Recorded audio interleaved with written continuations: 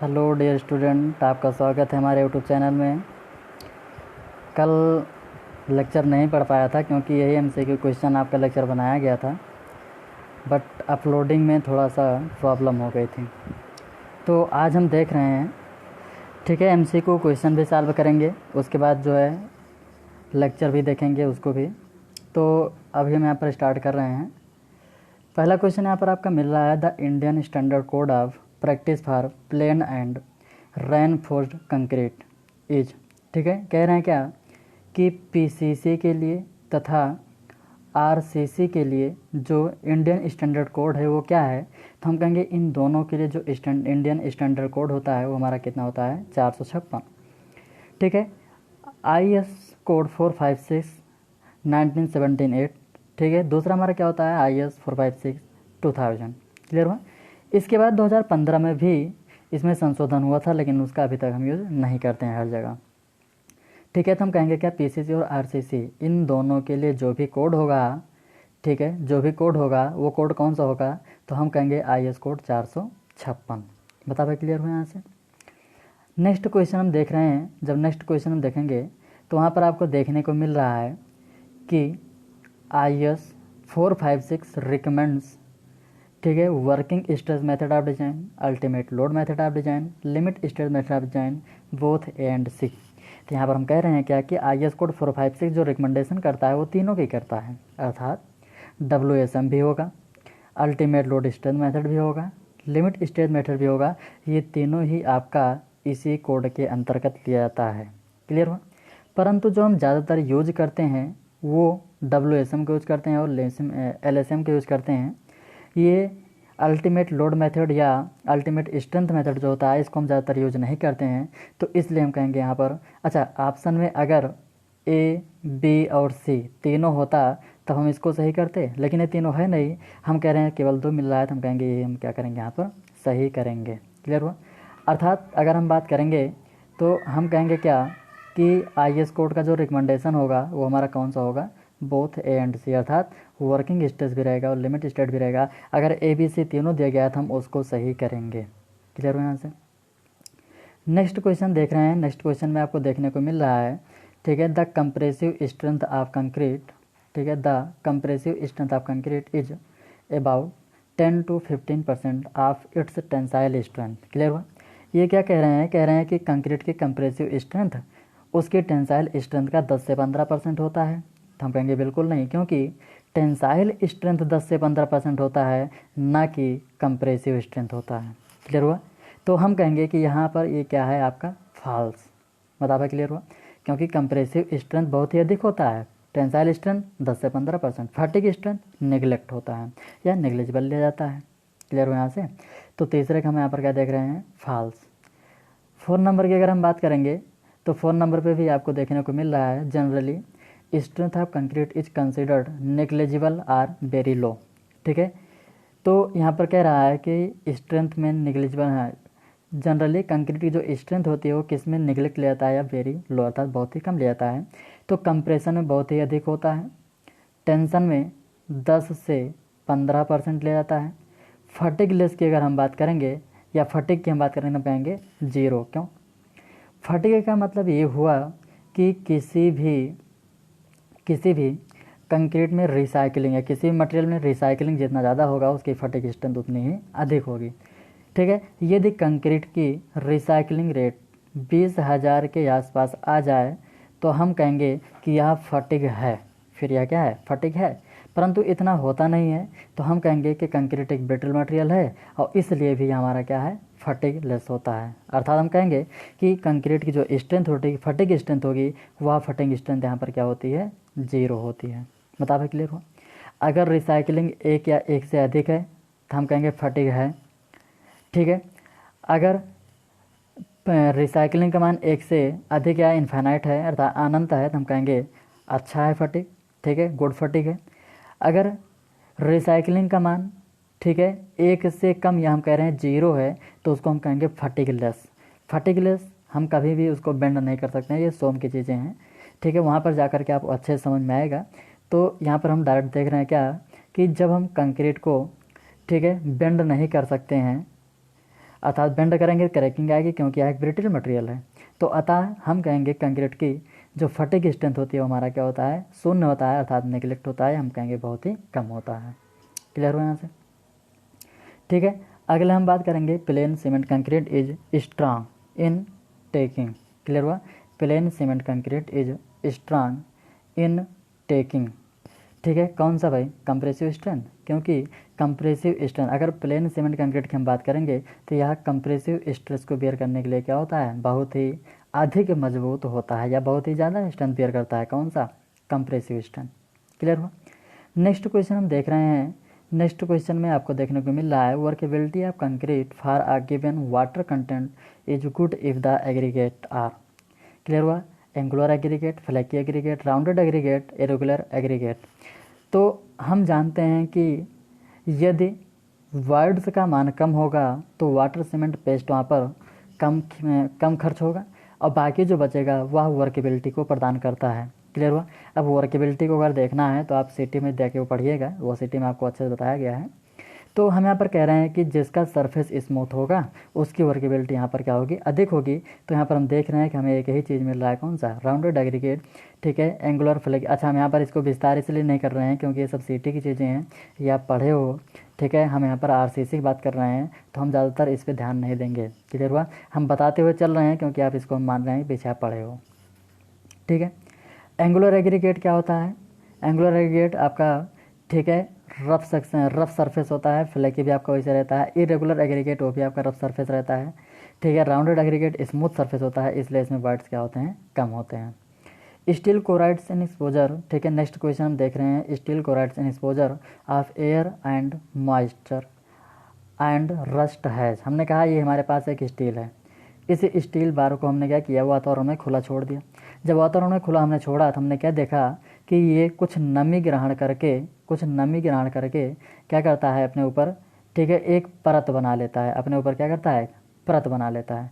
इस परत के कारण हम कहेंगे क्या ये अतिरिक्त बनता है? हम कहेंगे अतिरिक्त नहीं बनता है, ये इसी स्टील को अंदर की तरफ क्या करता है, संचारित कर देता है। अंदर की तरफ क्या करता है, ये संचारित कर देता है। ठीक है, और संचारित करा तो इसका मतलब हम कहेंगे क्या कि इसका आयतन अब थोड़ा सा क्या होगा, कम हो जाएगा। भाई हमने कहा पहले डायमीटर इतना था, अब ये चारों तरफ इतना यहाँ पर क्या हो गया, संचारित हो गया। तो ये जो इतना संचारित हो रहा है, ये इतना पार्ट जो संचारित हो रहा है, हम कहेंगे कि ये इसके आयतन को क्या कर रहा है, कम कर रहा है। भाई एरिया कम हो रहा है, यहाँ से हम देख रहे हैं। और जब ये पूरे लेंथ में हो जाएगा तो हम कह देंगे कि यहाँ पर क्या हुआ ये, ठीक है, इसका आयतन कम हो गया। तो ये जो संचारित हो रहा है, कितना हो रहा है, हम कहेंगे कि ये अपने पूरे आयतन का 2.5% लिया जाता है। कितना लिया जाता है? ये पूरे आयतन का 2.5% लिया जाता है। ठीक है, तो जो भी उसमें संचारण होता था, जो जंग लग रहा है वो कितना लगता है, उसके आयतन का, ठीक है, कितना होता है, 2.5%। बता पे क्लियर हुआ? ठीक है, फिर अगला creep of a material is, इसका हम ऑप्शन देखेंगे। और ऑप्शन में आपका मिल रहा है डिसअपेरेंस ऑफ, डिफॉर्मेशन और removal of load to become brittle, not being ductile, continued deformation with time under sustained loading. तो हम जानते हैं क्या कि कांस्टेंट लोडिंग पर, ठीक है, लगातार यदि किसी भार या नहीं, पहले से सिंपल समझ लीजिए, कोई एक छड़ है, उस छड़ पे हमने क्या किया कि एक कांस्टेंट लोड लगाया और लगातार वो लोड हमने क्या किया, उस पर लगा रहने दिया। अब क्या किया कि कुछ समय बाद जब हम देखेंगे तो उसमें कुछ ना कुछ इलांगेशन हो जाएगा। वो इलांगेशन क्या हो रहा है, तो हम कहेंगे क्या कि इलास्टिक से प्लास्टिक में कन्वर्ट हो रहा है। ठीक है, जो भी बार है ये आपका इलास्टिक से किस में चेंज हो रहा है, प्लास्टिक में चेंज हो रहा है। तो इसी चेंज होने का जो गुण है उसी को हम क्या कहते हैं, क्रीप।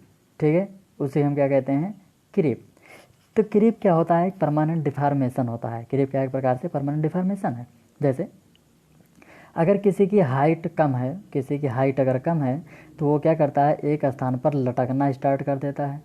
ठीक है, लटकना स्टार्ट कर देता है।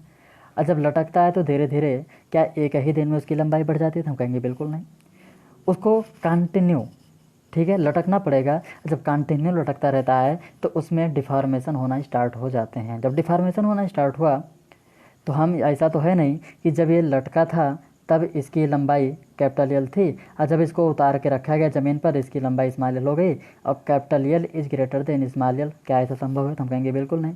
भाई लड़का था तो भी उसकी किस लेंथ थी, जब उसको नीचे उतार के रखा गया तो भी उसकी कुछ लेंथ है, और ये दोनों लेंथ लगभग क्या होते हैं, आपस में बराबर ही रहते हैं। बहुत ही सूक्ष्म परिवर्तन होता है, लेकिन लगातार जब आप देखते रहेंगे तो उसकी लंबाई क्या होती है, बढ़ती हुई चली जाती है। अब वह पर डिफॉर्मेशन जो भी होता है, जो लंबाई बढ़ रही है वह परमानेंट रूप से बढ़ जाता है। तो ऐसे केस में हम कहेंगे क्या, कि क्रीप एक परमानेंट डिफॉर्मेशन होता है जो कि कांस्टेंट लोडिंग पर, ठीक है, कंटिन्यू अर्थात टाइम भी यहाँ पर आपको देखना है कि यहाँ पर किसकी बात कर रहा है, कंटिन्यू टाइम की, कंटिन्यू की बात कर रहा था कि टाइम इंटरवल, ठीक है, बढ़ते हुए समय के साथ अगर कांस्टेंट लोडिंग से किसी पदार्थ को खींचा जा रहा है तो उसमें परमानेंट डिफॉर्मेशन होता है, उसी को हम क्या कहते हैं, क्रीप कहते हैं।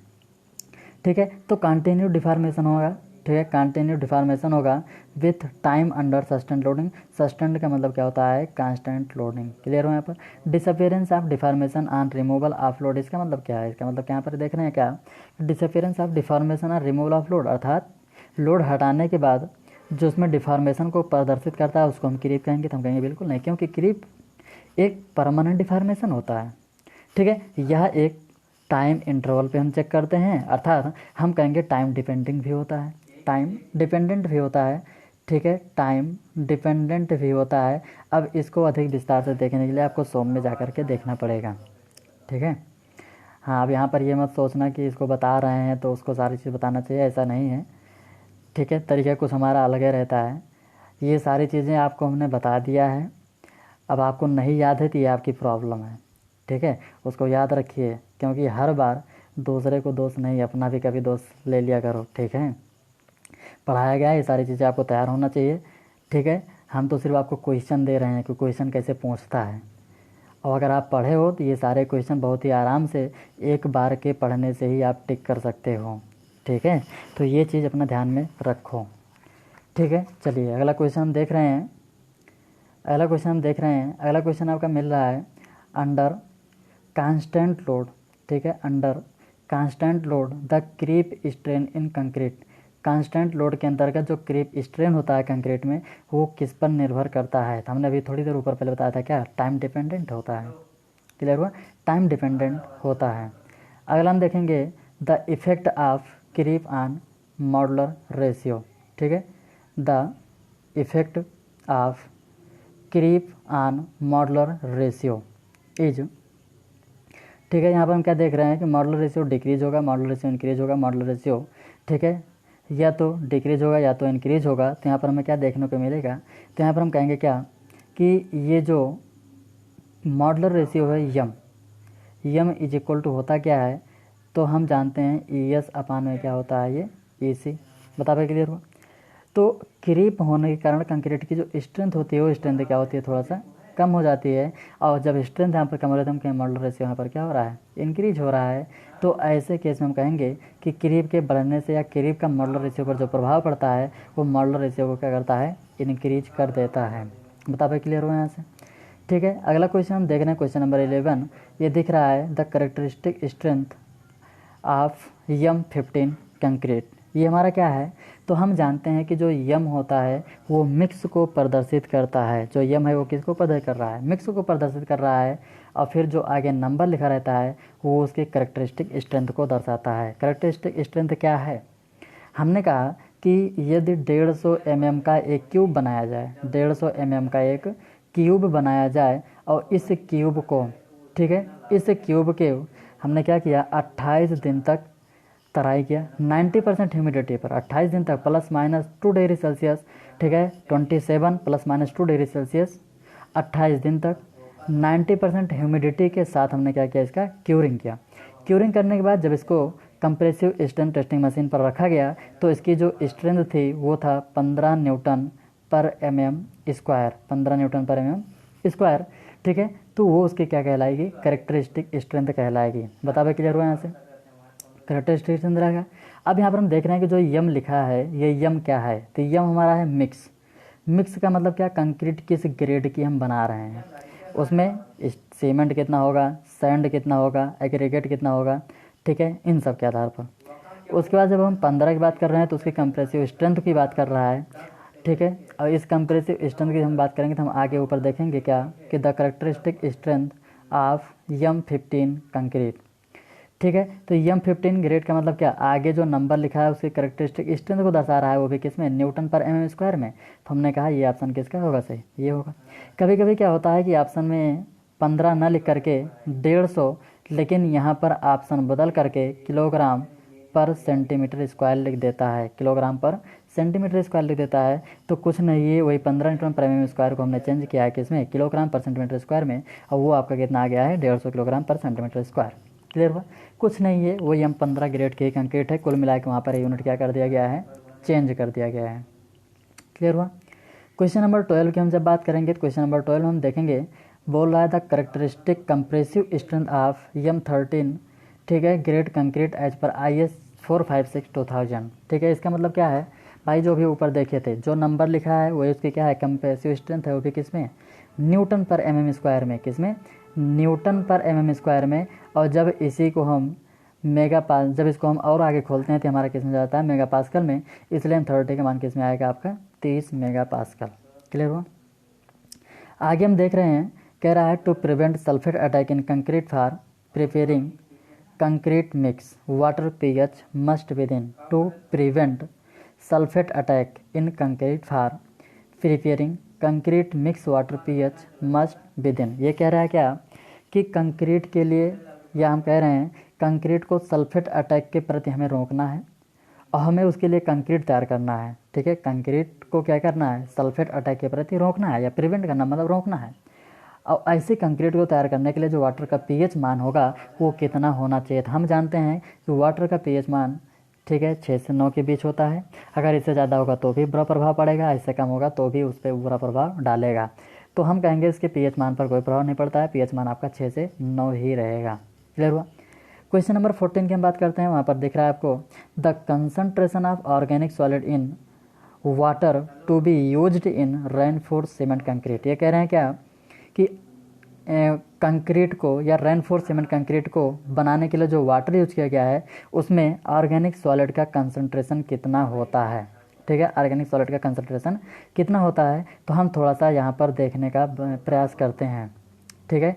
हमने कहा ऑर्गेनिक सॉलिड की अगर बात करेगा तो वो हमारा होता है 200 मिलीग्राम प्रति लीटर, 200 मिलीग्राम प्रति लीटर। इनऑर्गेनिक सॉलिड की बात करेगा, ठीक है, किसकी बात कर रहा है वो, इनऑर्गेनिक सॉलिड की बात कर रहा है। तो इनऑर्गेनिक सॉलिड हमारा कितना होता है, तो वो हम कहेंगे 300 मिलीग्राम प्रति लीटर। क्लियर हुआ। कितना होता है वो, 300 मिलीग्राम प्रति लीटर अर्थात ppm, ठीक है, इसको आप देख लीजिएगा ppm है। क्लियर हुआ। फिर सल्फेट्स की बात कर रहा है, किसकी बात कर रहा है, सल्फेट्स की बात कर रहा है। और सल्फेट की अगर हम बात करेंगे तो सल्फेट जो होता है वो होता है 400 मिलीग्राम प्रति लीटर अर्थात ppm, मिलीग्राम प्रति लीटर कर लीजिएगा क्योंकि ऑप्शन वही रहता है। अगर हम क्लोराइड की बात करते हैं, किसकी हम बात कर रहे हैं, क्लोराइड की हम बात कर रहे हैं, और क्लोराइड की हम बात करेंगे, ठीक है। तो ये जो क्लोराइड होता है ये 2 प्रकार से होता है, एक होगा आपका 2000 मिलीग्राम प्रति लीटर और एक होगा आपका 500 मिलीग्राम प्रति लीटर। ये होता है आपका PCC के लिए और ये आपका होता है RCC के लिए। ये हमारा क्या होता है, RCC के लिए होता है। ये हमारा क्लोराइड है, ठीक है। ये इसकी परमिसिबल लिमिट है, परमिसिबल लिमिट है, ठीक है। याद कैसे होगा, 2000 का मतलब क्या, क्लोरीन ज़्यादा है, क्लोराइड ज़्यादा है, ज़्यादा रहेगा संक्षारण करेगा किसको, स्टील को। तो हम यहाँ पर कह रहे हैं क्या कि जहाँ पर स्टील नहीं है वहाँ पर क्लोराइड ज़्यादा हो जा रहा है, कोई दिक्कत नहीं है, आप याद कर सकते हैं यहाँ से, ठीक है। क्लोराइड का मान कम रहेगा कहाँ पर, जहाँ पर हम आयरन का यूज़ करेंगे, ठीक है। उसके बाद सस्पेंडेड सॉलिड है, सस्पेंडेड सॉलिड है, और ये सस्पेंडेड सॉलिड जो होता है ये आपका होगा 2000 मिलीग्राम प्रति लीटर। बता भाई, क्लियर हुआ। तो ये आपको हम पीछे भी लिखा है, यहाँ पर भी हमने बता दिया है। तो यहाँ पर सस्पेंडेड सॉलिड नहीं पूछ रहा है, किसको पूछ रहा है, ऑर्गेनिक सॉलिड को पूछ रहा है। ऑर्गेनिक सॉलिड हमारा कितना रहेगा, 200 मिलीग्राम प्रति लीटर। बता भाई, क्लियर हुआ, ठीक है। अगला क्वेश्चन हम देख रहे हैं, क्वेश्चन नंबर 15। यहाँ पर हम देख रहे हैं क्या, according to IS 456 nominal mix concrete can be used up to which of the following grade. ये कह रहे हैं क्या कि IS 456 के अनुसार नॉमिनल मिक्स कंक्रीट को ठीक है, बनाने के लिए कौन से ग्रेड का कंक्रीट यूज़ करना चाहिए, या आप कह सकते हो कि मिनिमम कौन सा ग्रेड यूज़ करेंगे। तो अगर हम बात कर रहे हैं क्या, आपका जो कोड है IS कोड 456, IS कोड 456, ठीक है। अगर हम बात करें 1978 की, तो इसके अंतर्गत न्यूनतम ग्रेड की कंक्रीट कितना लेते हैं, 15। लेकिन फिर वहीं पर IS कोड 456 और 2000 की बात कर दिया, IS कोड 456 2000 की बात कर दिया, तो हम कहेंगे न्यूनतम जो ग्रेड लिया जाएगा वो लिया जाएगा आपका कितना, M20। क्लियर हुआ। तो अगर सन दे के पूछ रहा है या पूरा कोड दे के पूछ रहा है तो आप यहाँ से बता सकते हैं। परंतु अगर कोई भी कोड ऐसे ना दिया गया कि 456 1978 है या 456 2000 है, तो ऐसे में आप क्या करेंगे, तो हम कहेंगे क्या कि ऐसे में अगर हमें मिल रहा है तो हम कहेंगे कि वहाँ पर हम IS कोड 456 2000 का ही लेकर के चलेंगे और यहाँ पर हम किसको सही करेंगे, M20 को। ठीक है, according to IS code 456 nominal mix concrete can be used up to which of the following grade, तो वहाँ पर कहेंगे क्या, M20। बता भाई, क्लियर हुआ यहाँ से। ठीक है, अगला क्वेश्चन हम यहाँ पर फिर देख रहे हैं। अगला क्वेश्चन आपका है minimum grade of concrete to be used in reinforce concrete is, अभी ऊपर हमने आपको बताया था मिनिमम रेनफोर्स कंक्रीट कितना, M20। फिर अगर आप बोल दिया वहाँ पर, ठीक है, IS कोड 415, नहीं सॉरी, यहाँ पर क्या है, IS कोड 456, ठीक है, 1978, तो हम कहेंगे M15 रहेगा। IS कोड 456 2000 रहेगा तो हम कहेंगे M20 रहेगा। जबकि अगर कुछ ना बोला जाए, केवल IS कोड या ठीक है न्यूनतम ग्रेड पूछ रहा है RCC में, तो वहाँ पर हम कहेंगे क्या होगा, आपका M20 ही लिया जाएगा। बता भाई, क्लियर हुआ यहाँ से। ठीक है, फिर हम आगे देख रहे हैं। अगला क्वेश्चन आपका मिल रहा है question number 17, the minimum grade of reinforce concrete in sea water as पर IS 456 2000। ठीक है, देखो यहाँ पर क्या है, अगर सी वाटर की बात कर रहा है तो वहाँ पर हम कहेंगे सी वाटर के लिए जो मिनिमम ग्रेड कंक्रीट होता है वो हमारा कितना होता है, M30। अगर प्लेन सीमेंट, अगर वहाँ पर बात कर रहा है प्री स्ट्रेस कंक्रीट, तो प्री स्ट्रेस के लिए M30 से M40 लिया जाता है। ठीक है, अब बात आती है M30 कहाँ पर लेंगे, M40 कहाँ पर लेंगे। ठीक है, तो जो पोस्ट टेंशन होगा उसके लिए हम M30 लेते हैं और जो प्री टेंशन होता है उसके लिए हम कितना लेते हैं, M40 लेते हैं। क्लियर हुआ। हम ये सारी चीज़ें आपको आगे बताएंगे। ठीक है, क्यों लेते हैं वो भी आपको वहाँ पर हम प्रैक्टिकली करके दिखाएंगे, तो वहाँ पर आपको समझ में आएगा। ठीक है, तो सी वाटर के लिए हमारा कितना रहेगा, M30 ग्रेड की कंक्रीट यूज़ किया जाएगा। क्लियर हुआ। आगे फिर हम देख रहे हैं क्वेश्चन नंबर 18 आपको दिख रहा है। क्वेश्चन नंबर 18 में क्या मिल रहा है, what is the unit for standard deviation in concrete mix design.